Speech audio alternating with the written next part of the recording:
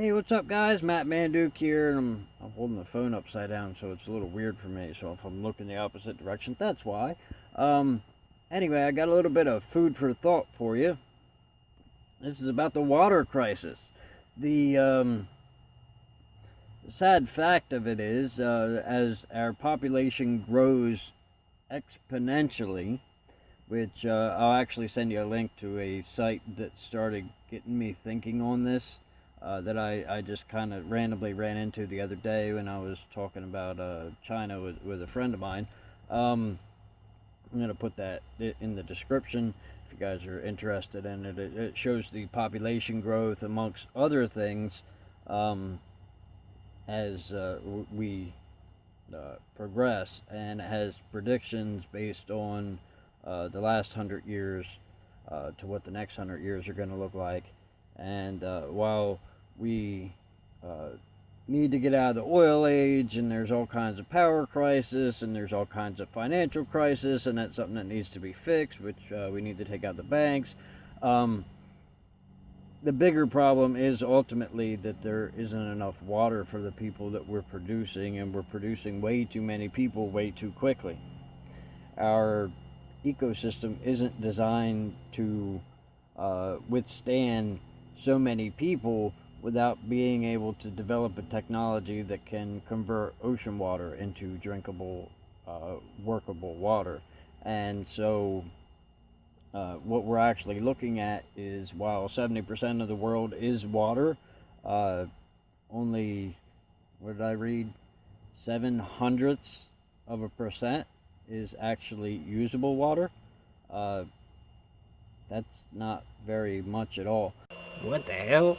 And easily accessible. It does say that the glaciers and the snowfields and all that stuff are holding a lot of that water, but we need that stuff too. So we can't use too much of it, because if we melt down the polar ice caps so that we can make water that we're going to use, then we're going to have other problems.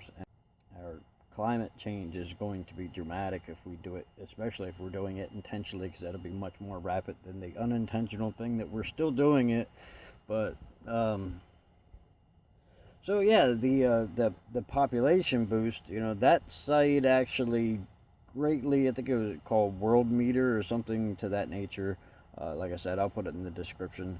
That site was very interesting to me because it had a constant counter of, as the people are being born, it had a breakdown in the different countries and like where all the people in the world are, and has a religious breakdown, and like a lot of really interesting things. I don't know that it's entirely fact, but I'm sure it's all based on algorithms that were put out somewhere, you know, statistics that, continue.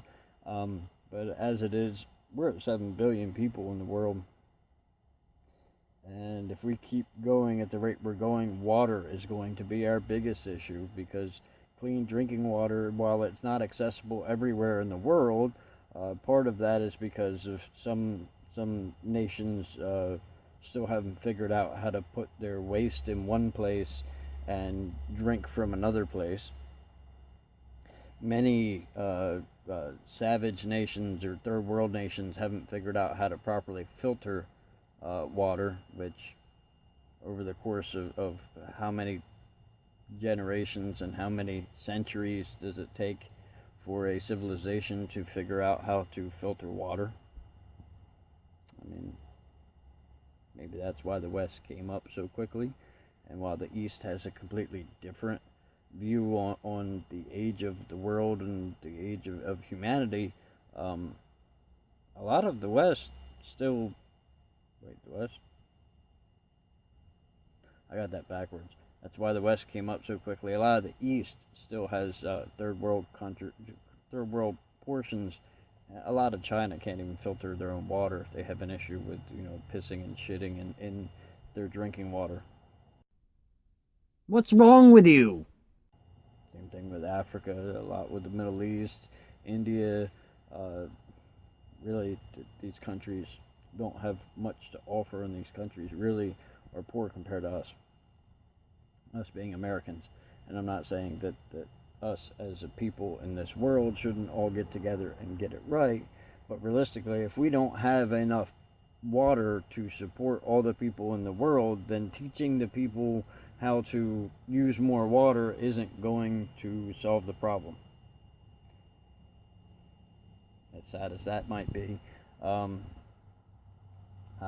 while I do care about the entire world, or I wouldn't have a tattoo that says that I care about the entire world, I can't say that I necessarily care about all the people on it. I'm more worried about the world itself. And if we deplete our water supply, that's actually more detrimental than depleting our food supply. And meanwhile, our food supply, which thanks to Monsanto, is becoming a toxic waste. When our corn deteriorates into the water supply, it actually makes it undrinkable and will kill animals and people and insects. And we need all those things. So conserve water, recycle it. I got one of these life straw things, I can't actually pee in a bucket and drink it. Now, on a regular basis, I don't, but it has happened. I never had anyone drink my ayahuasca pee. How to minimize your waste. Don't flush the toilet every time you take a pee. Save it. Thanks for watching. Check out next time.